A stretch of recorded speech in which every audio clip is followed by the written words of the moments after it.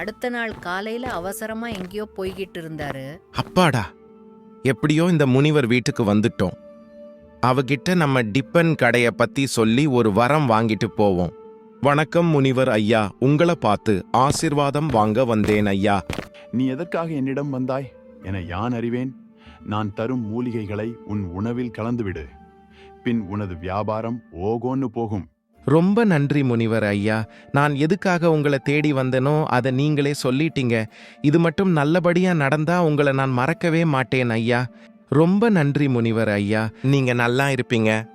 நான் போயிட்டு வாரேன் ஐயா அப்படின்னு சொல்லிட்டு அங்கிருந்து கிளம்புனான் கண்ணன். மறுநாள் சாயந்திரம் வண்டிய கொண்டு வந்து நிறுத்தினாரு. வண்டி மேல ஒரு போர்டு. இங்கு விசித்திர போண்டா விற்கப்படும். சாப்பிட்டால் நீங்கள் விரும்பும் கனவு வரும். ஒரு போண்டா 10 ரூபாய்தான். ஒரு தடவை இங்க வந்து சாப்பிட்டு பாருங்க, சொர்க்கத்துக்கே போயிருவீங்க. வாங்கம்மா வாங்க அப்படின்னு கூவி கூவி விற்க ஆரம்பிச்சாரு.